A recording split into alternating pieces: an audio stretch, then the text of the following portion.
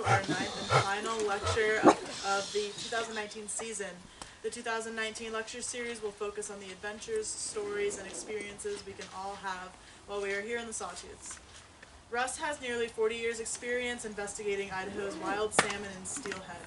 His research focuses on understanding ecosystem function and aquatic species responses, as well as on development of conservation and restoration strategies.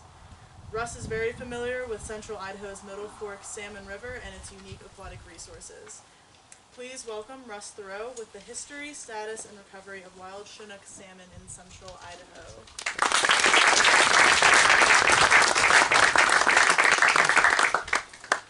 Thank you. I'm going to show a lot of information tonight, so if you want, move forward. There are some open seats. I'm not sure how well you'll be able to see some of the information in the back row. So what I'm going to present tonight are the results of research we've been doing at the Rocky Mountain Research Station in conjunction with a number of other collaborative agencies like Idaho Fish and Game, NSPERS, and Shoshone-Bannock Tribe, Fish and Wildlife Service. There is somebody in the audience that worked with me back in 1981, Bill LaBelle. So a lot of history in this area. We're both getting up there in years, but we're still going after it. So some of what I may present tonight may make you angry. That's okay, especially if it motivates you to take action.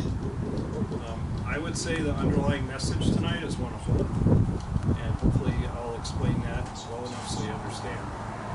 What I'm going to do first is give you some idea of the remarkable nature of these fish, and then give you some context of where our central Idaho stocks fit into the overall Columbia River Basin. And I have a co-author on this work. So I'm basically going to talk about how the science for collecting in central Idaho can inform recovery in a broader area. And Dr. Rick Williams is typically a guy that presents the Columbia Basin portion of this. He couldn't be here tonight, so I'm going to cover that piece. And he's very well qualified because he's served on virtually all of the independent science review panels in the Columbia Basin in the last 25 years. So to begin, I want you to understand that salmon are ecologically essential. About 95% of their biomass is derived in the ocean. They bring all these nutrients back to central Idaho, and particularly in the batholith areas, the Idaho batholith, these are very unproductive systems, so those nutrients are really essential. They're what we call a keystone species. That means that they are disproportionately important to their environment.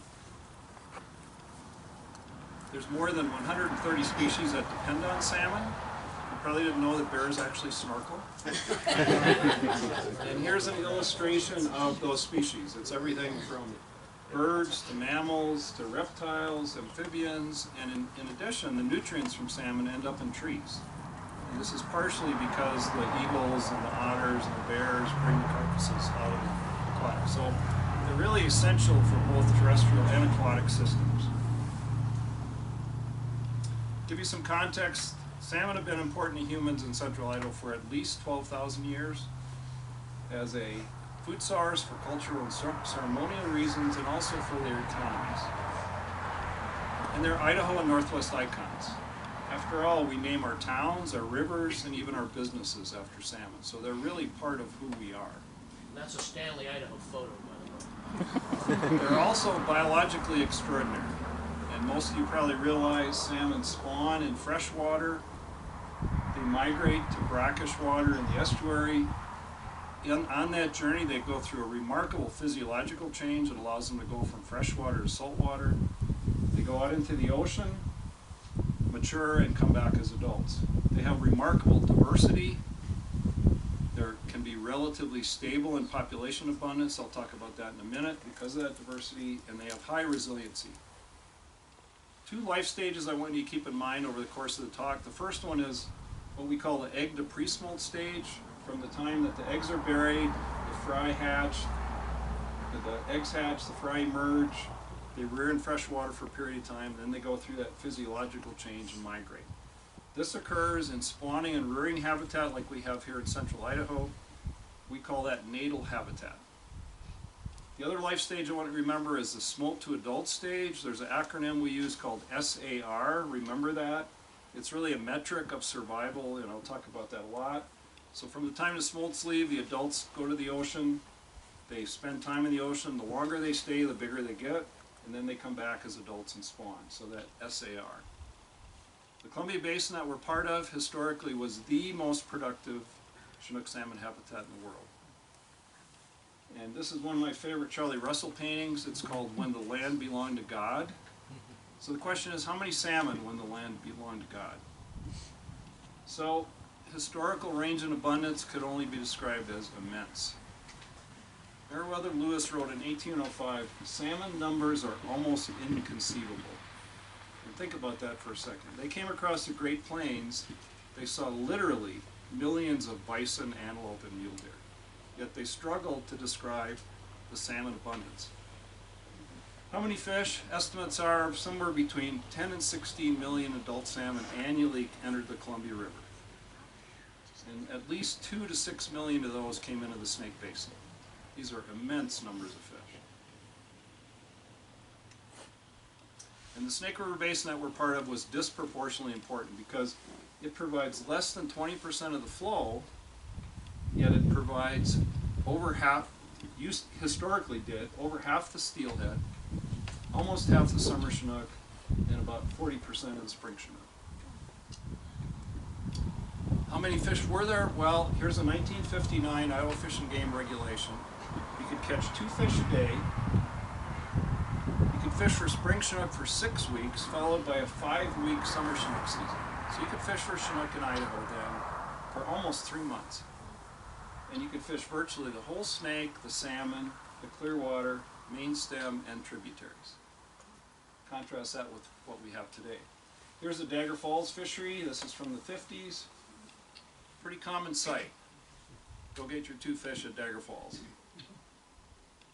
Snake River into the 1880s still had at least 1.5 million Chinook returning. There were already declines as a result of some factors I'll talk about in a minute. But in 1995, there were less than 1,200 Chinook that returned, wild Chinook. So that's basically that population collapsed. That's a 99% decline. So how did that happen? Well, the federal management agencies have termed these the 4 H's, and I'm sure a lot of you are familiar with them. The first H being over-harvest, pretty much uncontrolled harvest. Secondly, degraded natal habitat. We talked about natal habitat, that's spawning and rearing habitat. Third, hatchery fish were then used to try to bolster wild runs, and we now know that integration of hatchery and wild fish leads to production loss of wild.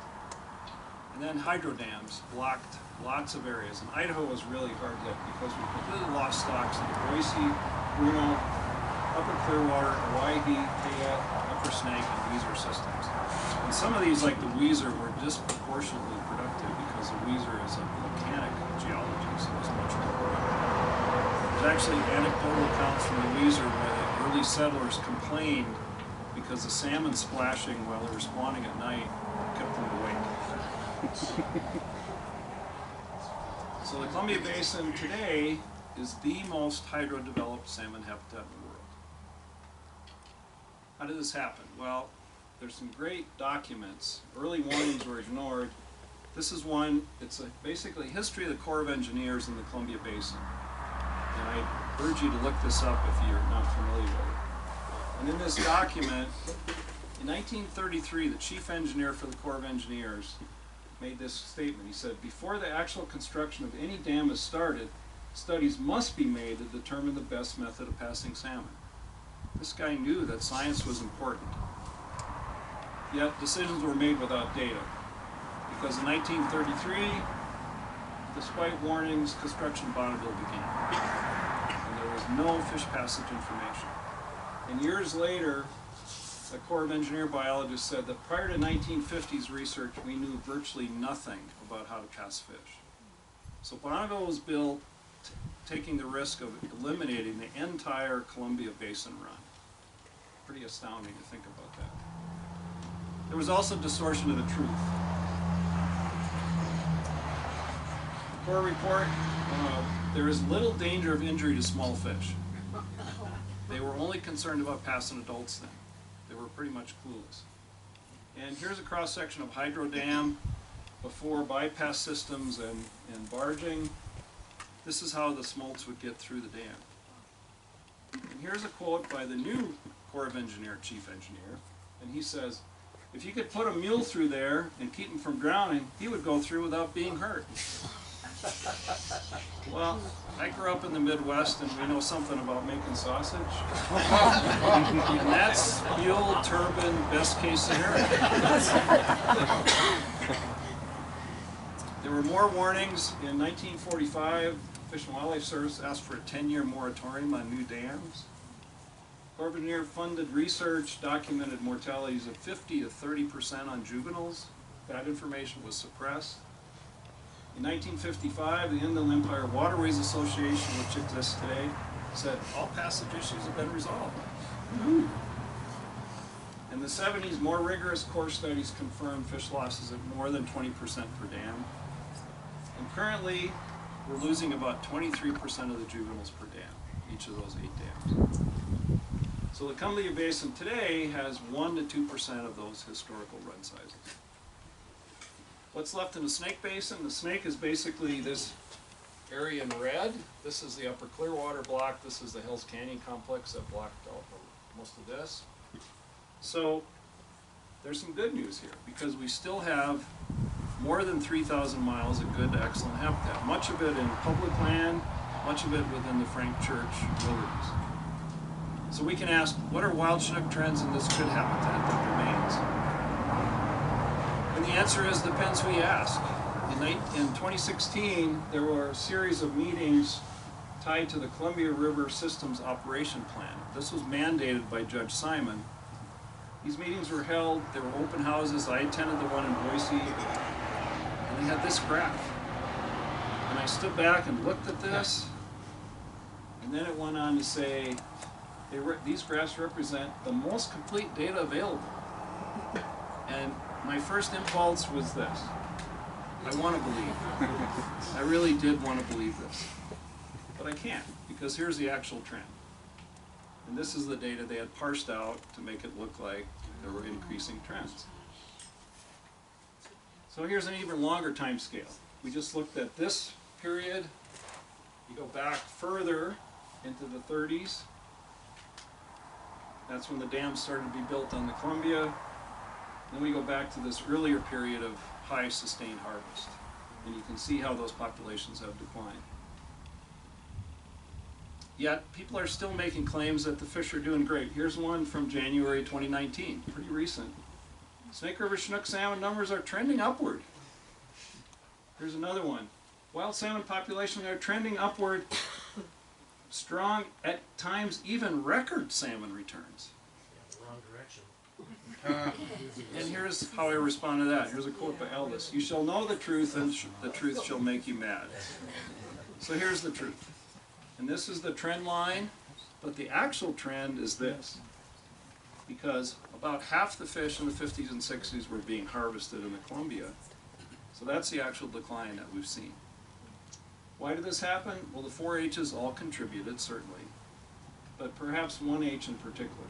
These are the additional 7 dams built on the Columbia, 3 more, and then on the Snake, 4 more.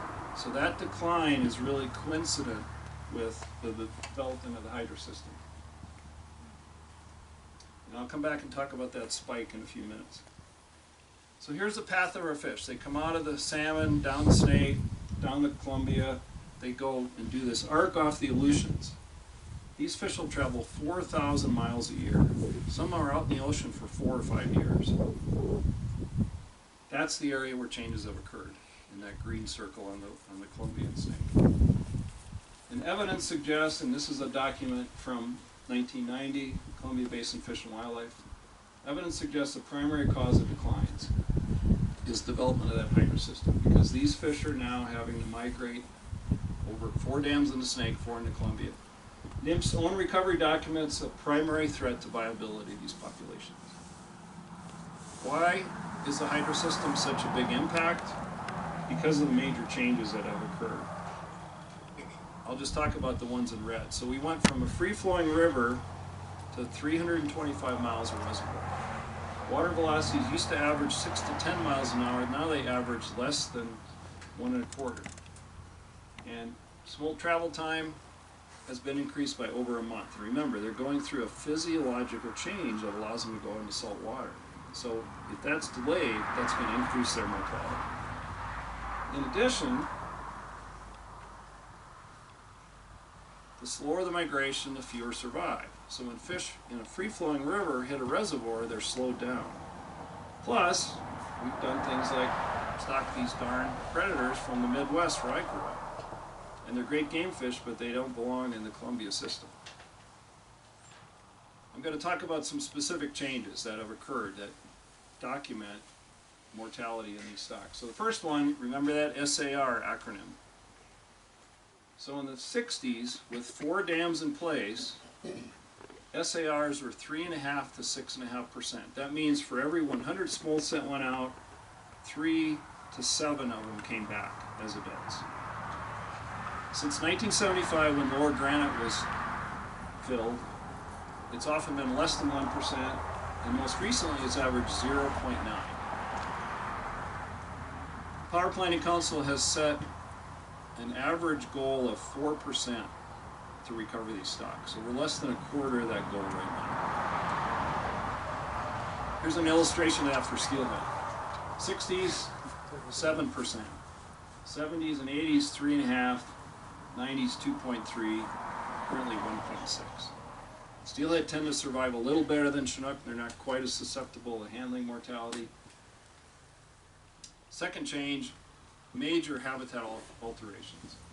Dramatic in-river changes. This is near the Dalles. Photo on the top left is the 40s and right is the 50s. Really complex habitat. This is what it looks like today. It's just a big reservoir, a lot of loss of habitat. More importantly, perhaps, water travel time used to be 2 days from where Lower Granite sits to where Bonneville Dam is. Now it averages 19 days. In drought years, it's up to 40 days. And again, that's affecting travel time for these smolts.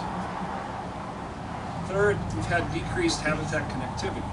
Our fish are migrating out to the ocean as smolts, coming back as adults. The Columbia dams and the Snake River dams have fragmented that linkage of essential habitats. The fourth change is delayed mortality. There's a lot of press about this. Basically, it means the gauntlet they're running through, even if they're still alive when they hit the estuary, makes them not survive well. Each dam encountered impacts these fish.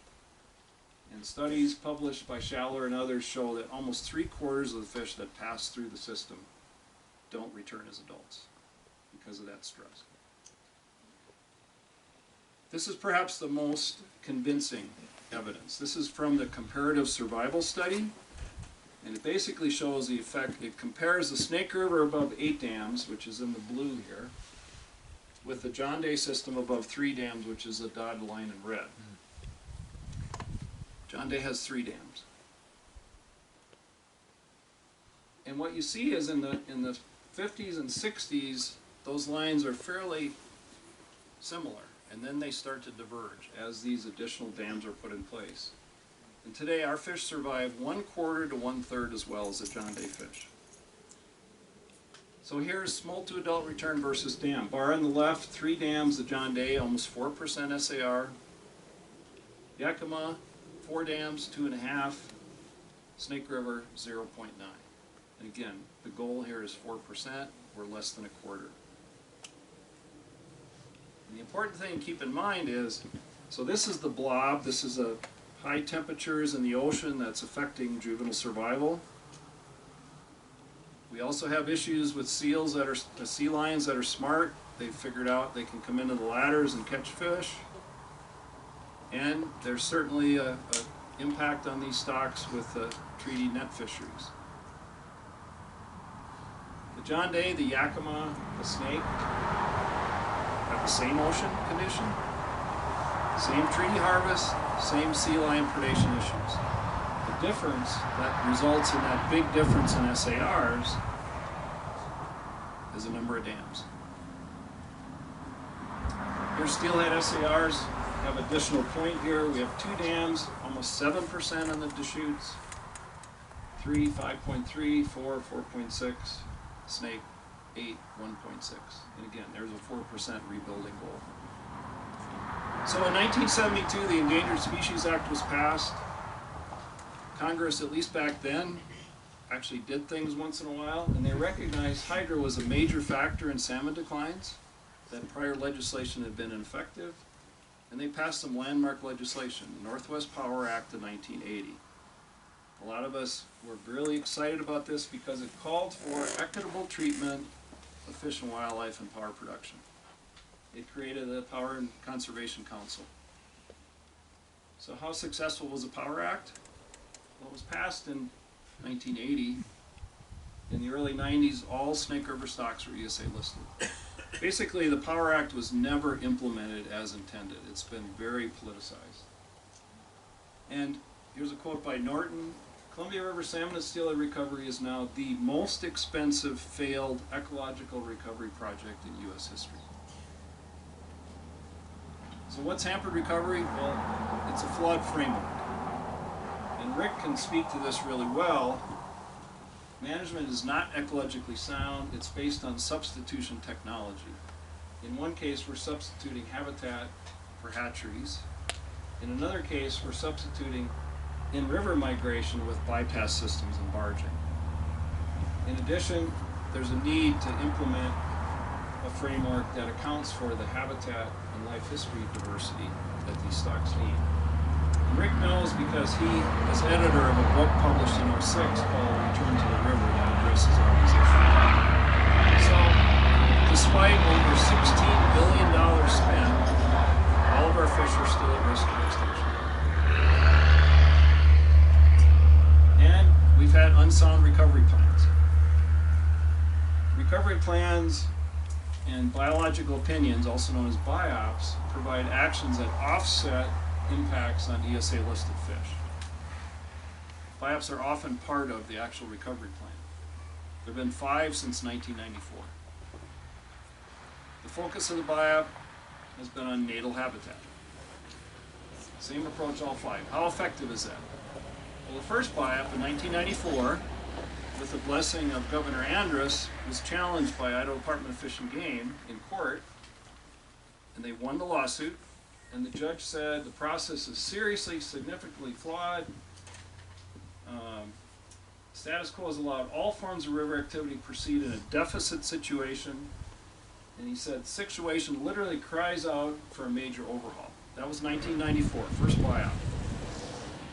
Well, all 5 BIOPs since '94 have also been found scientifically unsound by a variety of other NGOs that have challenged these.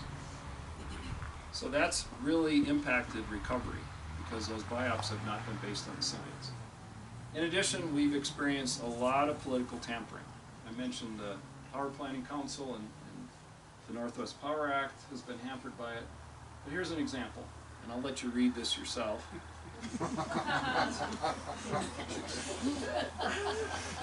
So,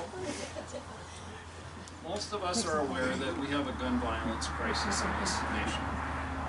You may not be aware that there's something called the Dickey Amendment that was passed in 1996 that basically blocks use of any federal funds to research gun violence. Now, why would we want to understand that? Well, we have a parallel in salmon recovery. Last year, or 2017, House Bill 3144 passed. The goal was to block Judge Simon's mandate for use of a different development of a different dam operations plan. And the other goal was to block analysis of spill, which is an interim measure, and options like breach. Fortunately, this died in the Senate, but it's a good illustration of how political tampering is affecting the science of recovery. There's a lot of parallels between what occurred in the past with the tobacco industry, what's occurring now with climate change, and what's occurring with salmon recovery. And again, I go back to Aldous. Facts don't cease to exist simply because they're ignored. And there's been a lot of science ignored on this issue. So next steps to recovery, natal habitat improvements. Rick is sort of introducing something I'm going to talk about here. There's a necessary shift to a life history-based framework, and primary solutions lie in reducing out-of-basin mortality. What is that? Well, out of basin means the ocean. Ocean productivity fluctuates. It's certainly being affected by climate change, and we do need to get our act together on climate change. The migration corridor, big changes as we talked about, the estuary, and then operation of hydro system. These are the areas that we have some discretion to fix. That's where we've made the big changes. So that was Rick's introduction and overview of the Columbia Basin. I'm going to focus in on the area where I work, the Middle Fork Salmon River, here in central Idaho. And I'm basically going to give you a case history or case study of wild Chinook in wilderness habitat. Most landscapes are altered. One of the shining exceptions is the Frank Church. It's a very large area, 2,800 square miles.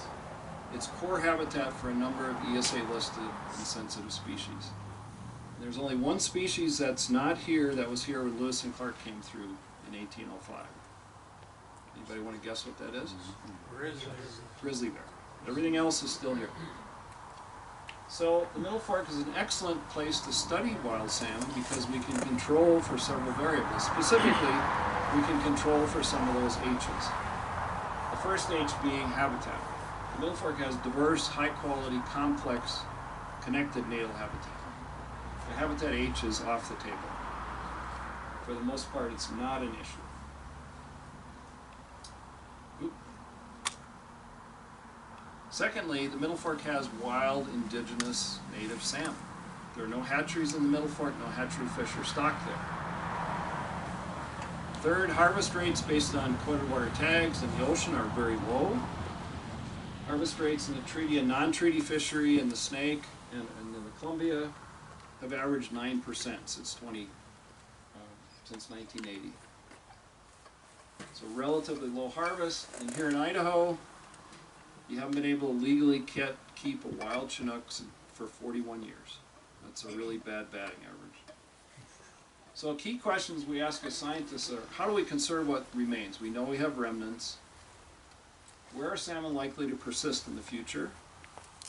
And finally, how do we inform recovery of not only fish in central Idaho, but in a broader area? So the approach we've taken is actually census or count the total population in the Middle Fork. And we use reds or their nests as a surrogate for counting the adults. That's a red. If you haven't seen them, there's an opportunity to see this tomorrow on some tours. Female excavates, the males come in beside her, fertilize the eggs, and then she buries them. And she may do this 7 times in an individual red. Our fish average 1 red per female, so if you know the number of reds, multiply that times 2, you have an approximation of adult numbers. We're also evaluating the genetic structure, describing the habitat and the processes that maintain and alter that habitat. There's a lot of collaborators, folks at the Rocky Mountain Station where I work as a scientist.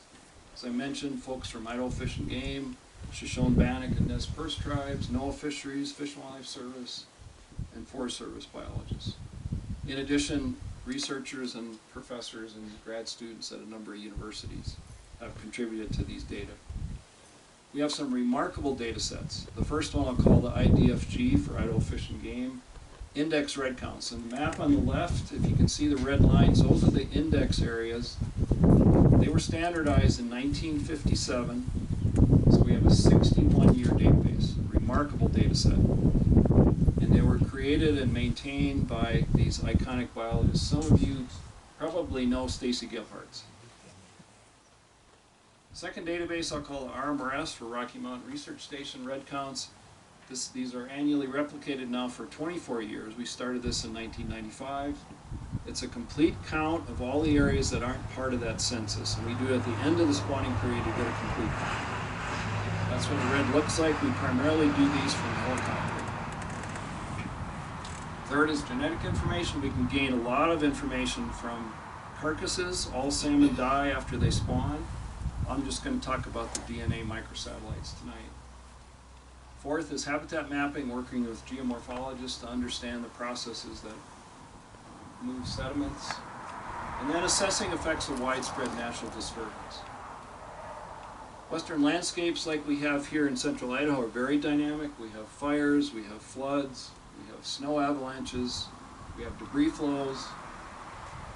Our fish evolved with these processes. They're not new to them. They may look bad to us, especially when we have infrastructure like roads and bridges, but these fish evolved with these.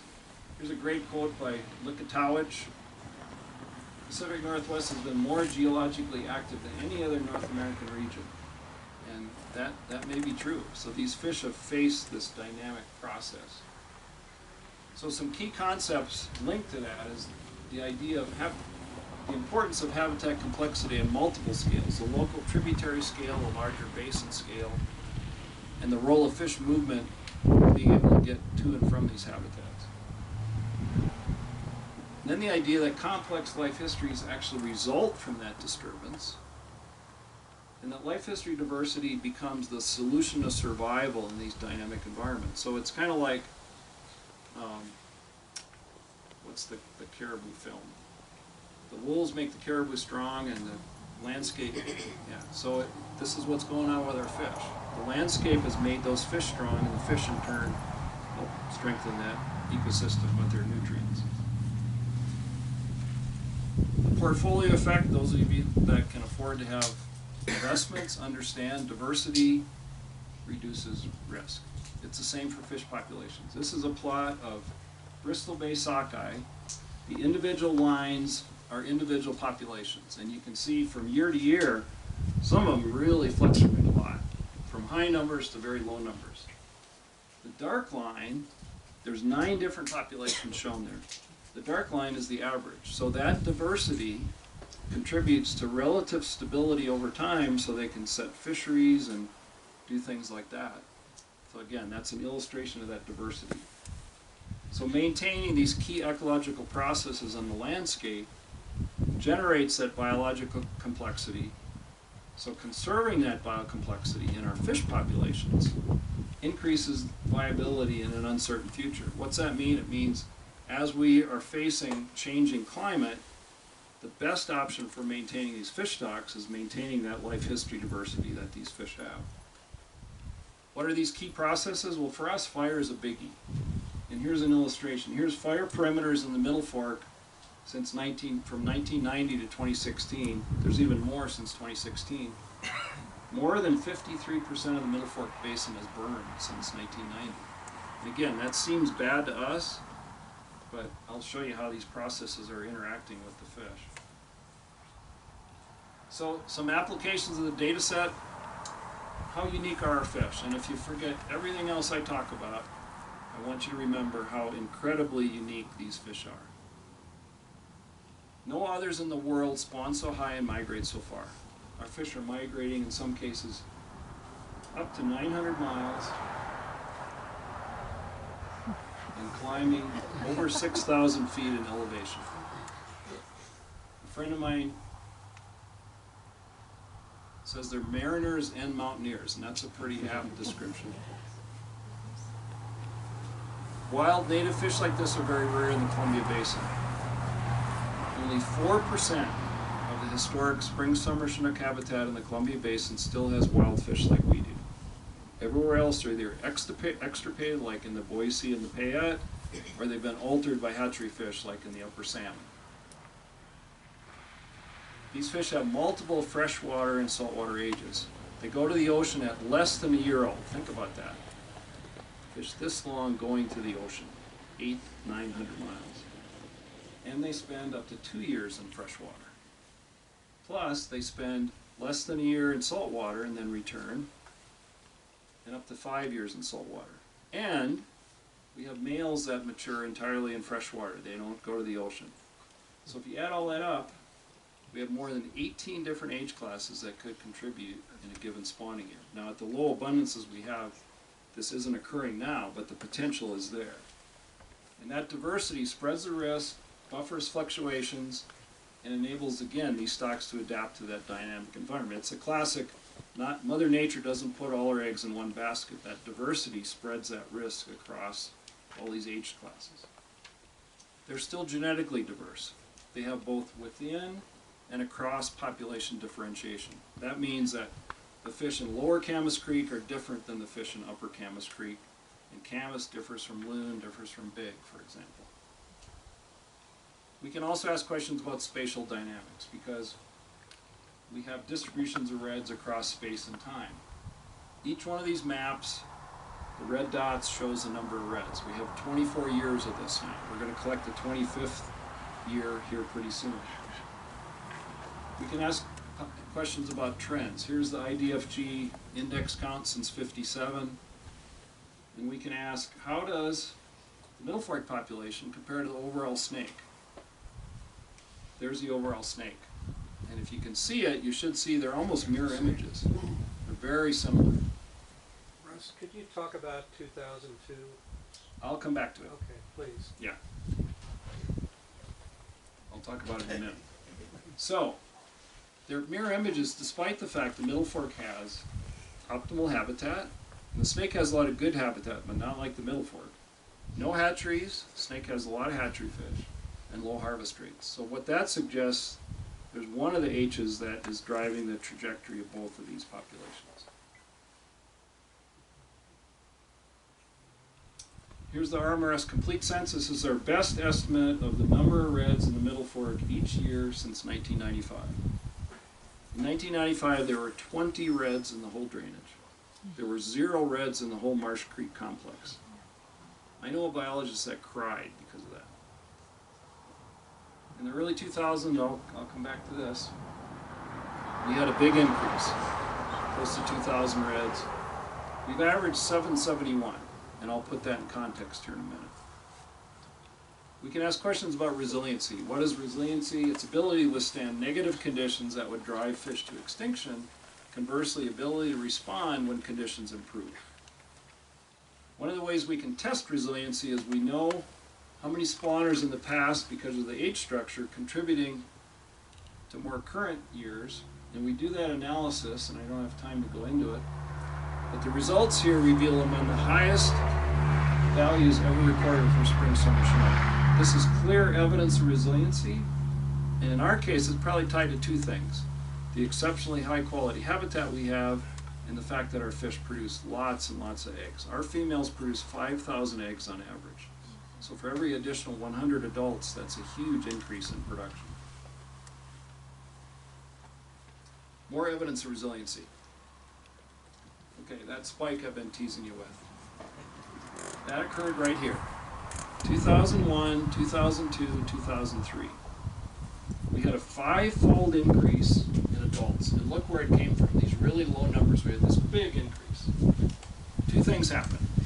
We had good water conditions, more water, faster travel time, more smolt survive through the hydro system to get to the ocean. Now we had a concurrent upturn in ocean productivity. Cold water upwelling, more food, high lipid content, copepods, for example. So we had those 2 things in confluence, and we had this big response. That's the good news. That's clear evidence these fish will respond if we do things to favor them. The bad news, well, and I remember there were newspaper articles that said, we've solved the salmon recovery crisis. Well, we did. Mother Nature did us a favor. From 2003 to 2006, we had a 10-fold decline. So basically, the factors that caused those stocks to be ESA listed persisted. We didn't do anything, we just had good conditions. The fish responded, and the conditions went away. And we can talk about landscape processes. So, in the Middle Fork, when we have fires on steep hillsides, and we get a high-intense thunderstorm, we get debris flows. And they create these alluvial fans. This is at Orlano Creek, for those of you that know the river. And there were actually fish that spawned on these gravels 2 years later. And now a lot of these gravels have moved up. We also see large inputs of woody debris. This is an upper Big Creek. There were 3 of these major landslides. One of them was about a quarter-mile long. Thousands of trees in that. And incidentally, the Chinook made it through there just fine. They spawned in the upper areas. So again, they've evolved with these processes. I'll give you an example of some more specifics. So this is Pistol Creek. And for about a 15-year period, we mapped the distribution of the debris fans. Those are the white symbols if you can see them. And then the big green X's are major log jams. And so the question is, how do the fish respond to these things? And here's an overlay of the reds. And if you can see it, what you'll see is the reds are very closely associated with those debris flows and log jams.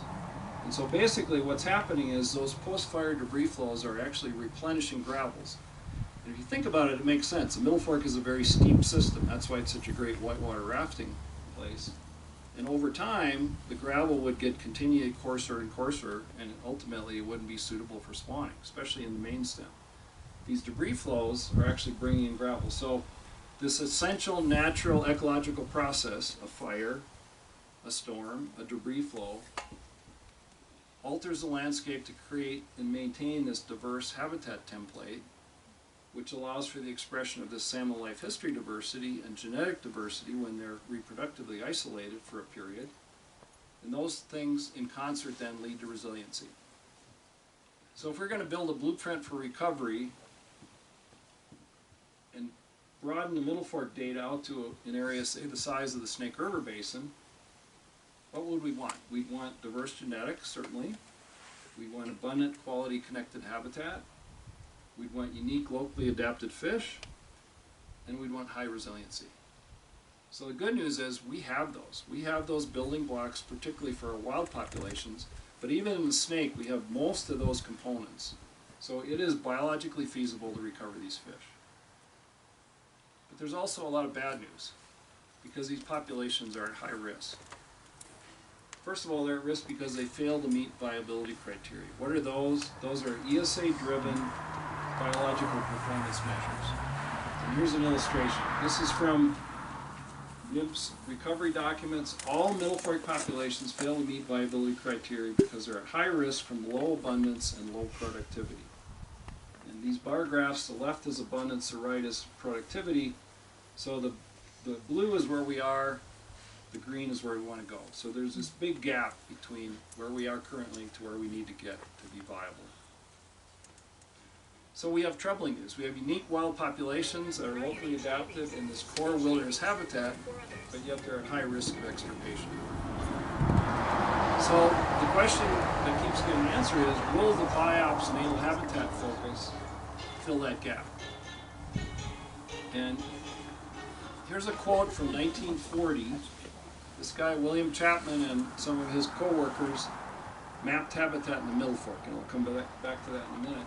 But he said back then, essentially the Middle Fork has the finest spawning and rearing habitat for spring summer Chinook of anywhere in the Columbia. That was 1940. In 1940, they were still grazing Marsh Creek, they were still grazing Bear Valley Creek, there were still impacts from the dredge mine in Upper Bear Valley. There were impacts in a number of Middle Fork tribs that aren't going on today. So arguably, the Middle Fork habitat today is in better condition than it was back here in the 40s. So we can go on though. So if natal habitat degradation is responsible for salmon declines, then stocks in high quality habitats should be faring better than those in degraded habitats, right? That would make sense. But we have an experimental control we've been talking about in the Middle Fork. So the fact that our fish are at high risk of extinction, they don't meet viability criteria, illustrates natal habitat restoration is not going to recover these fish. And it's not going to recover them in the Snake Basin either. And other research agrees. This paper says that in the Middle Fork Basin, natal habitat action will not produce increases in survival necessary for this population group to achieve viability. And NIMP's own document says potential for improving, oh, excuse me, I got it backwards. For the Snake River Ecological Unit, potential for improving overall survival is low to non-existent for most, 84% of the populations. What are the exceptions? Areas like the Passamaquoddy, the Yankee Fork, and the Lemhi, where there's some good restoration work going on, but again, even if they bring those systems back to the habitat condition of the Middle Fork, those stocks are still going to be ESA listed because it's not addressing the true cause of the declines. So natal habitat has some optimal potential, that blue line there. So if you have excellent, you don't have much margin for improving. If it's poor, you have a big margin. So the lemhi is probably on the left side of this plot. The middle fork's already there. The bad news is that's the recovery target. So again, there's still this gap. You can't get there from here with natal habitat. And the courts agree. Judge Redden says, does not believe federal agencies can meet ESA by habitat restoration alone, have to consider other options. And more recently, Simon, benefits of natal habitat are too uncertain. So basically, the BIOPS approach has been, there's this bottleneck causing these low SARs. Let's create more smolts. That's not a very effective solution. So trends in our wild population confirm within basin actions are not going to be sufficient to recover these stocks. So when you hear people talking about a within Idaho solution to recovery, it doesn't exist. It does not exist. You mean like the governor?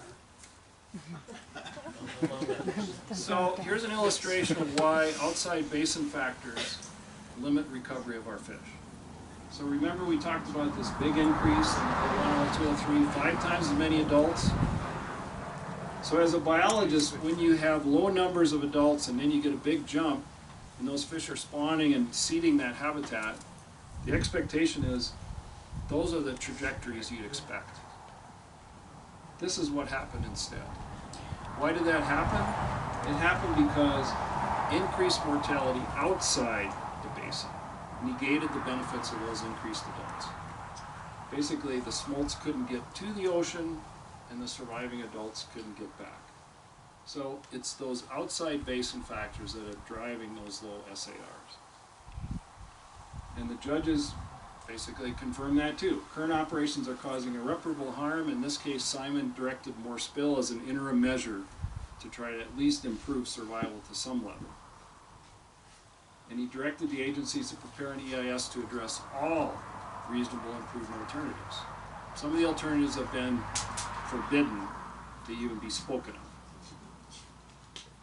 And I think this is an example of where we've been. Maslow said, if the only tool you have is a hammer, you tend to see every problem as a nail. We have not looked at other tools on this issue. We've been pretty single-focused on natal habitat. So what will achieve recovery? A science-based framework, an informed public and policymakers, and actions to improve these SARs, at least fourfold. And there is a path forward. People have forgotten about this, but in the 1990s, 30 scientists from 15 state and federal agencies, tribes, universities, consultants, convened into something called the PATH analysis, Plan for Analyzing and Testing Hypotheses. It was requested by the federal agencies, and basically it was a collaborative process to formulate and test hypotheses surrounding Columbia Basin and anadromous fish recovery, both salmon and steelhead. PATH concluded that the natural river option is the only option that will provide recovery. It has the highest certainty of success, lowest risk of failure. So that's the scientific basis for recovery. It's 21 years old. It's been reaffirmed continually since then by scientific review panels, agencies, independent scientists. And here's a quote, recent quote. The weight of scientific evidence clearly shows that wild Snake River salmon and steelhead runs cannot be recovered under existing river conditions. So, they're talking about this. Improving that SAR, that's a much more effective solution to recovering populations. So outside basin actions are essential to increase SARs. And we also need to inform policymakers that these fish are at high risk from low abundance. I told you we've been averaging 771 the last 24 years. That may sound like a lot of reds. What do you think we had in the 1950s and 60s? Well, we did an analysis. Our estimate is 24,000. So we're about 3% on average. In 2017, we were about 1%. Last year we were about 2%. This year is probably somewhere in between those two. Another really low return. And if you look at the Columbia Basin historical abundances of spring summer Chinook, arguably the 50s and 60s were about 30% of what was there in the 1880s. So it's not inconceivable to think that Middle Fork actually could support 70,000 rods. And if that seems like a ridiculously high number to you, William Chapman, I showed his quote, in the 40s they mapped all of the spawning areas in the Middle Fork, main stem, and tributaries. And then they estimated how many fish could spawn in that area. And here's their estimate, 92,000. So the truth may be somewhere in between. And again, keep in mind, we've been averaging 771. 1,500 fish versus somewhere between 140 and 180,000. There's something called the shifting baseline syndrome. And it's a great paper by Paul, and he talks about with each generation, the expectation of ecological condition shifts downward. I worked on the Bigwood system.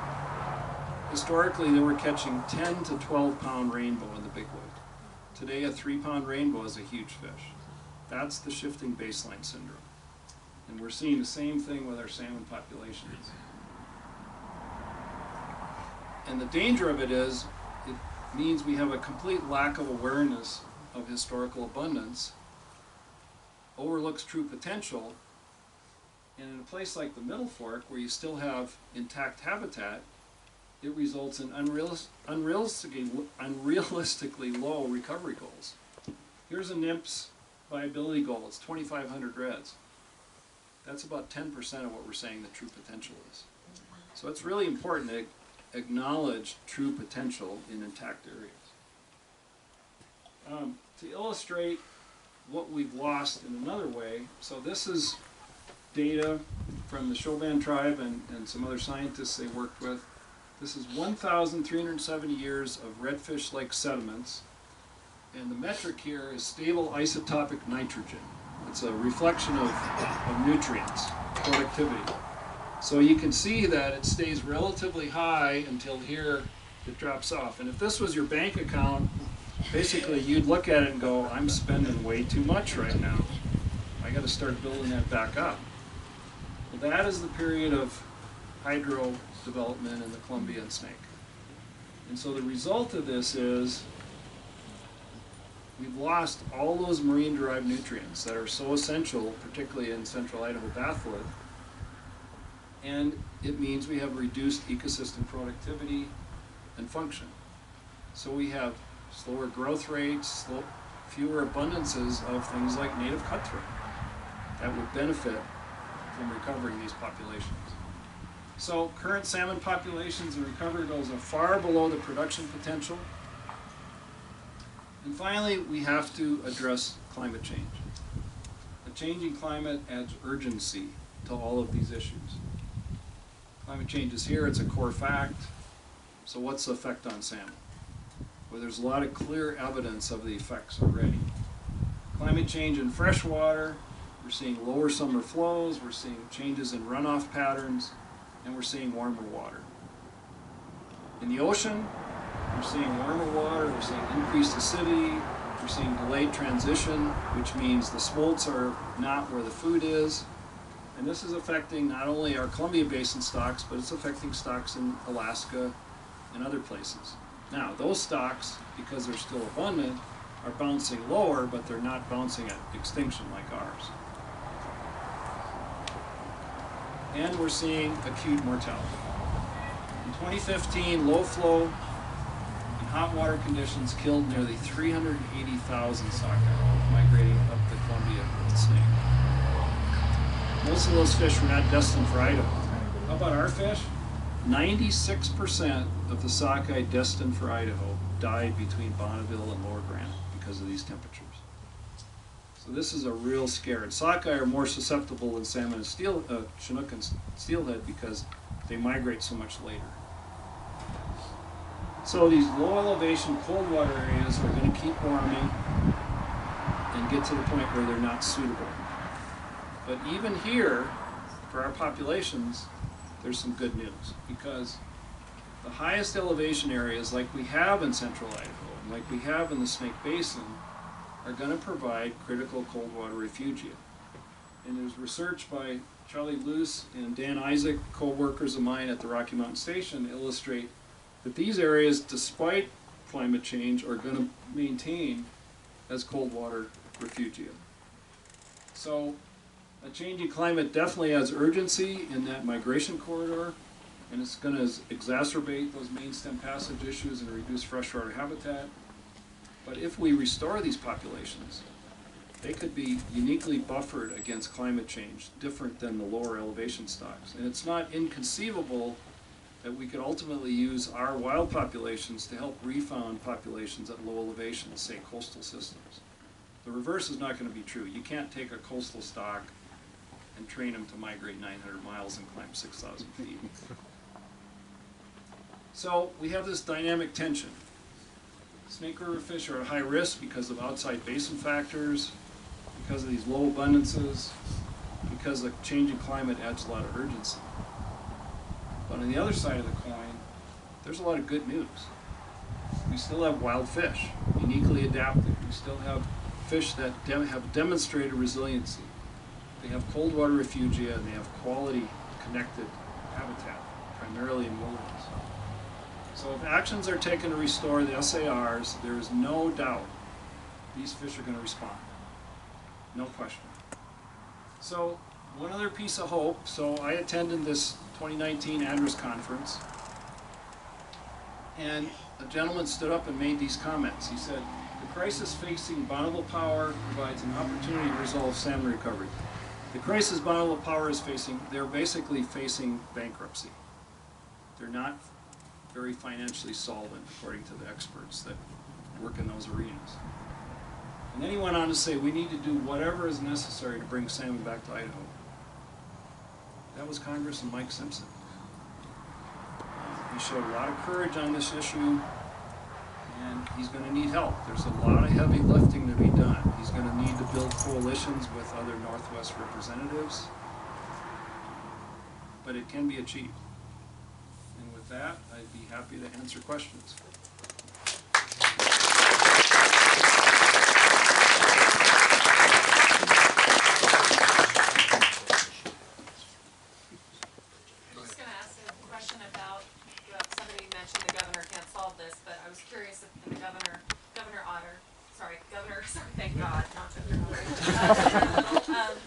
Okay, now that we've Governor Little has put together his task force on salmon, and they've had their first meeting, and people are saying, oh, they're going backward on salmon, and then somebody in the back sort of poo-pooing what Idaho's governor can do. But it seems to me that if you can create some Idaho homegrown momentum to call on and support Simpson and his work, that he could continue to build that would actually provide a need to solve it. I'm just curious what you're hearing about the task force, what you're hearing about Mike's potential leadership here. I just was a week ago and reinforced his leadership, but I'm curious what you're seeing day-to-day.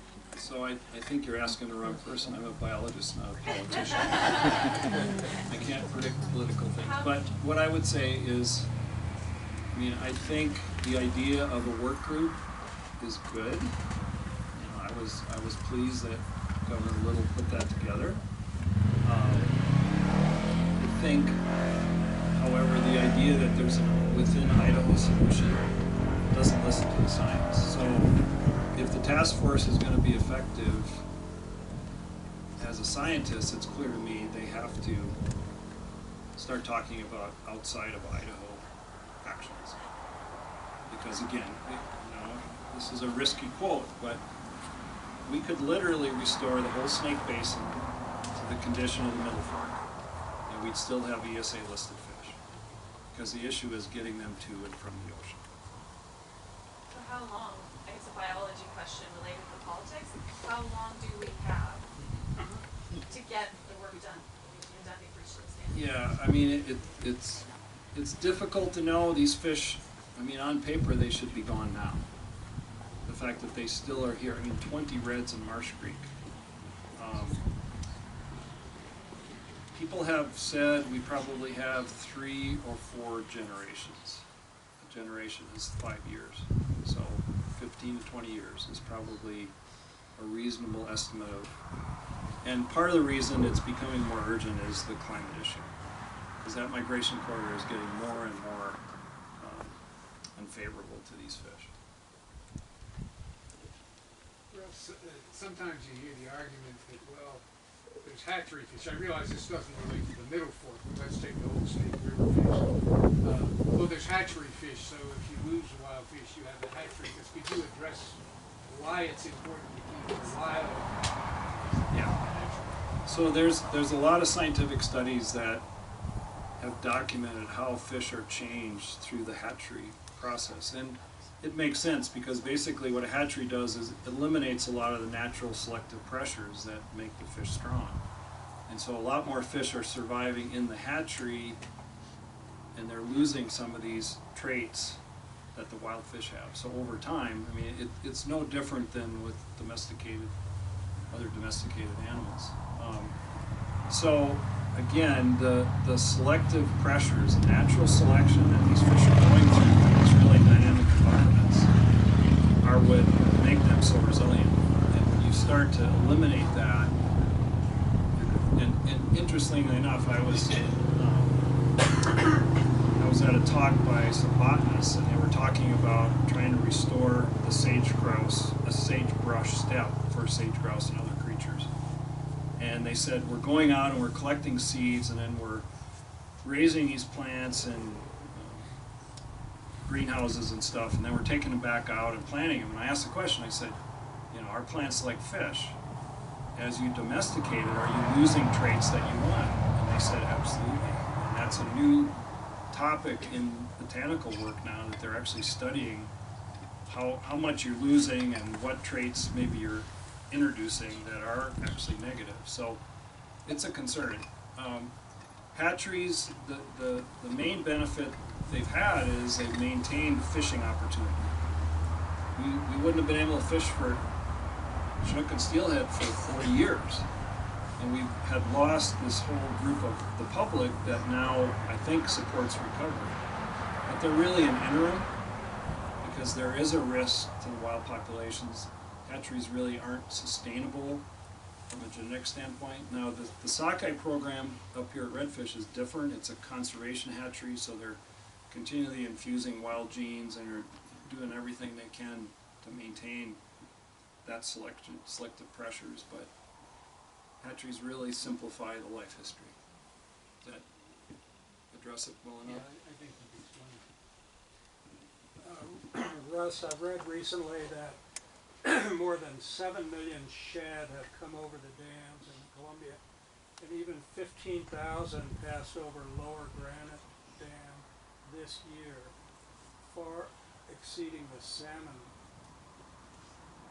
What's the impact on salmon of this many non-native shad coming over the dams into the Columbian snake? You know, I'm not that familiar with shad. I don't know what their main food is. Certainly there could be an effect on the food resource for the smolts. They're not native. You know, they're introduced.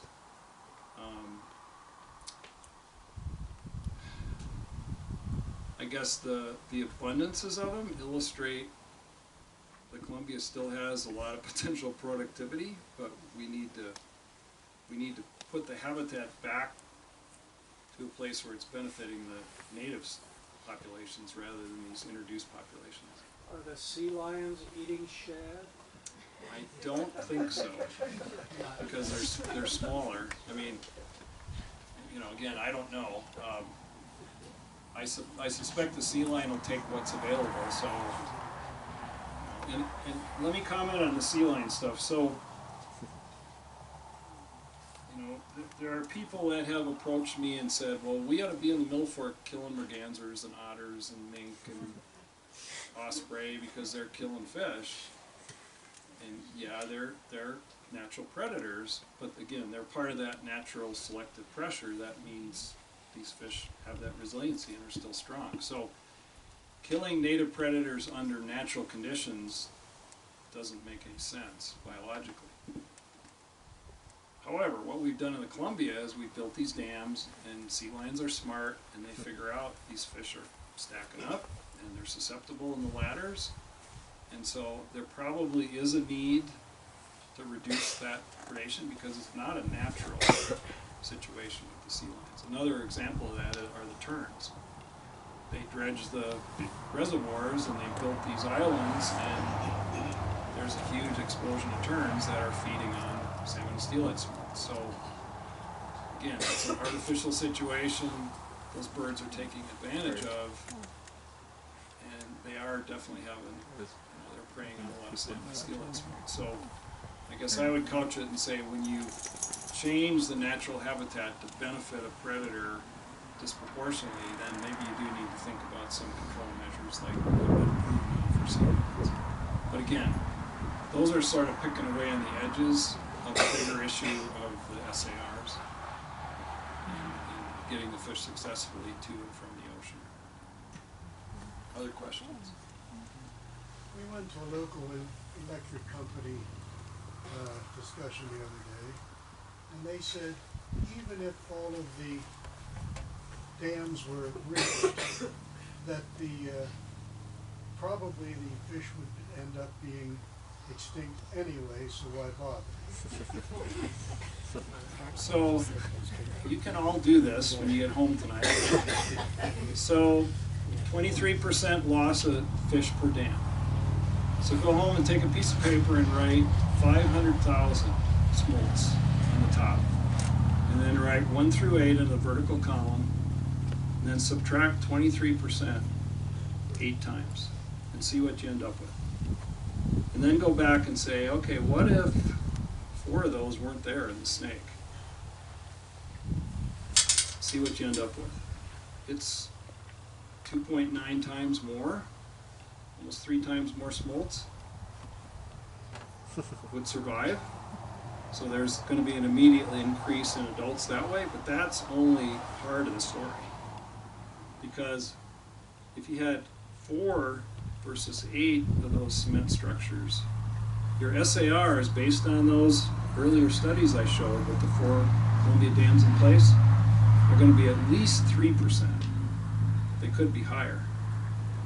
So take those surviving smolts and do a 3% SAR and see how many adults come back. And compare that with 8 and 1%. And you're going to see that there's going to be like 5,000 more females returning. Remember what I said, 5,000 eggs per female?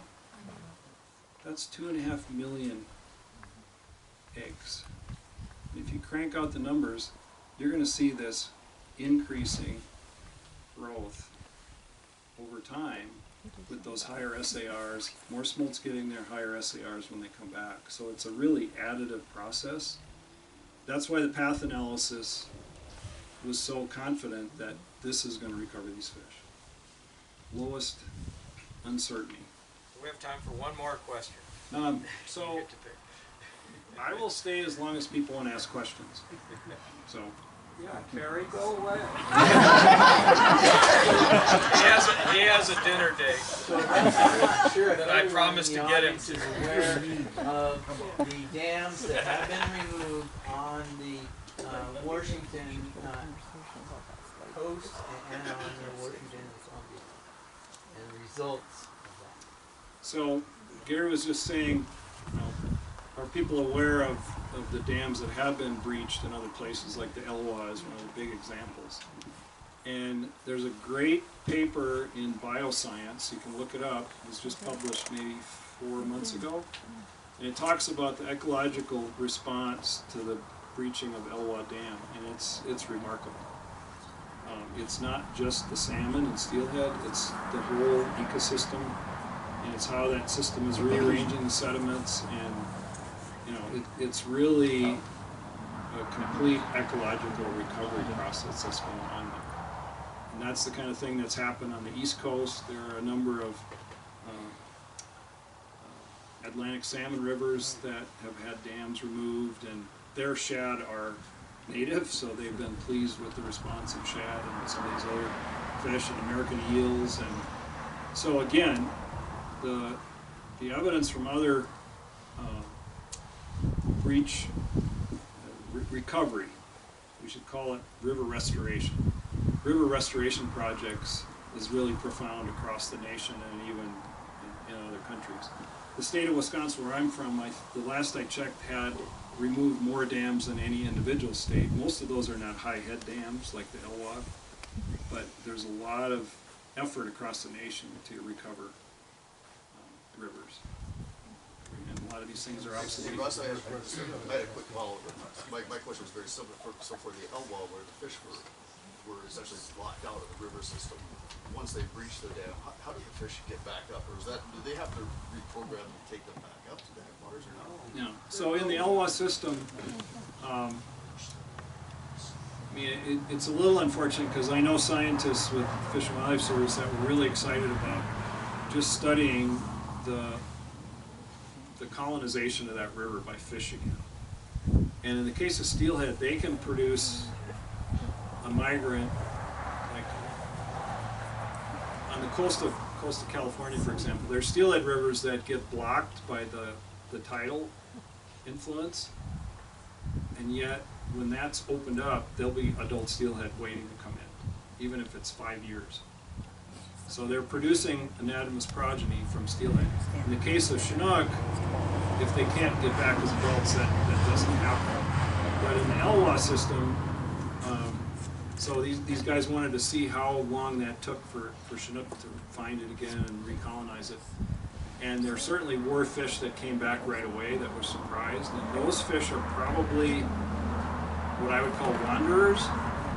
So this is going to be a long answer.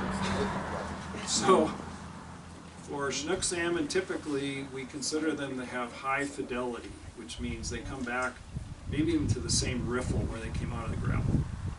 So the fish, if you go tomorrow, the reds you see, in 4 years, those adults, 4 or 5 years, come back to that same riffle. That's typically what we describe Chinook as doing, and there's been a number of studies that document that. But we also know that some of the fish do entirely different stuff.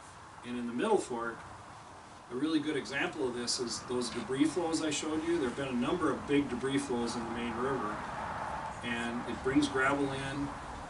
And in some of the tributaries that Bill and I worked in the early 80s, stretches of the river there were no gravel, like in a section of Loon Creek I'm thinking of below Falconberry.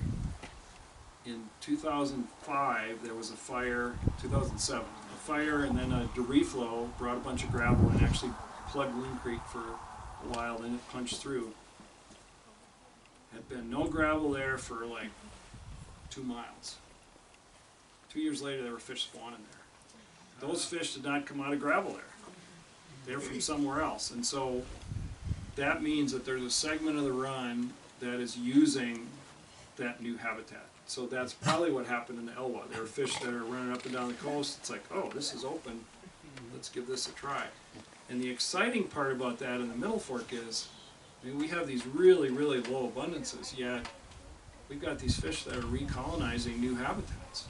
So again, that's an illustration of how adaptable they are, how resilient they are. Again, no question, if we help improve the SARs, these populations are going to respond. Thank you, Russ. Sunbeam Dam blocked the fish completely from 1910 to 1933. Yep. Now, one of the things that sockeye had that we don't have with Chinook, except for the precocial males, is they do have a freshwater form, kokanee. So kokanee can help refound sockeye later. We don't have that with Chinook. Are you sure we can't? I just pushed it back 15 minutes. Sockeye was mentioned. We don't have some of the habitat that sockeye originally used here in the Southeast Valley. What can we do about that? I hate to sound too technical. I'm not a sockeye biologist, but I mean, they need lake systems, inlet and outlet spawning or shoreline spawning.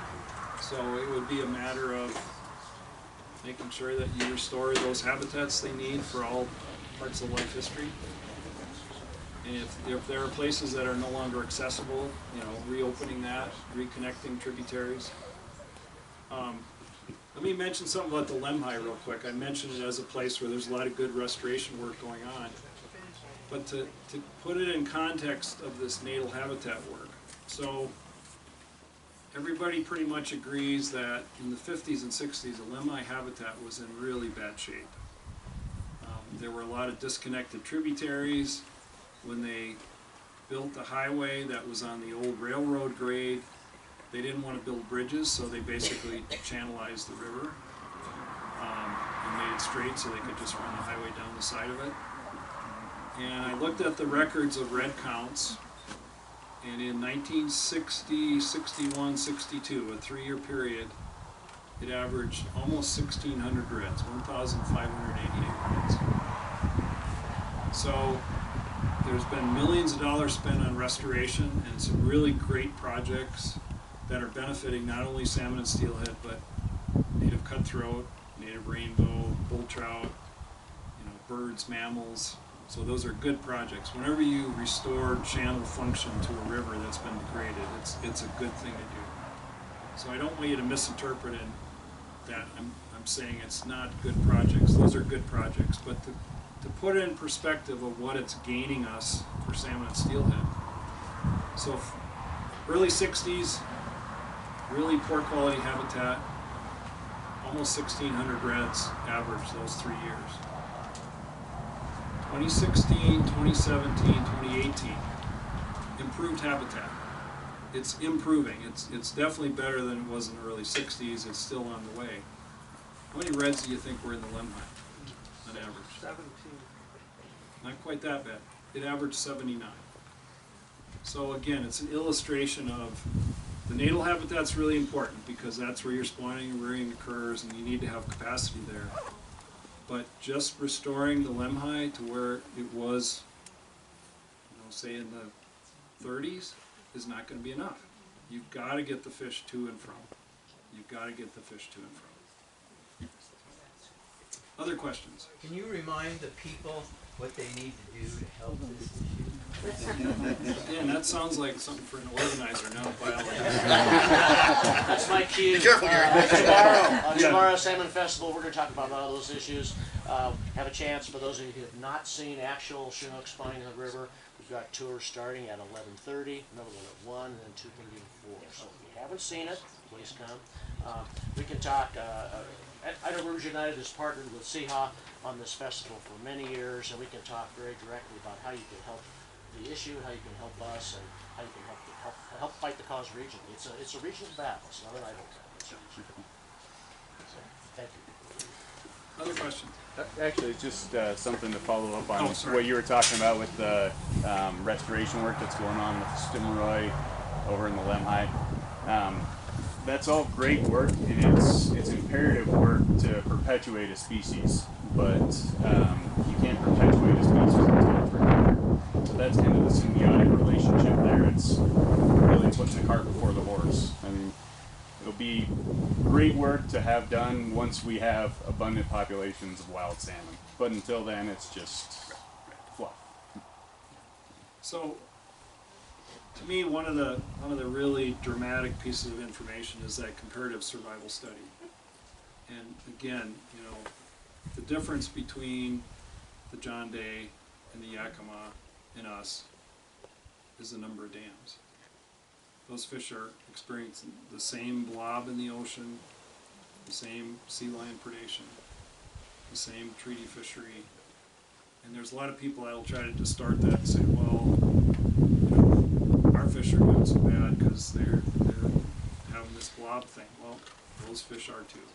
So that's a really, really strong piece of evidence that that's why it's that age is most important to address. And I guess the other thing I'd leave you with is, I've been working with these fish for almost 40 years, and there is absolutely no quit on that. So we should not quit on that. We need to stay in there and be persistent. Because again, you know, I live in Salmon now.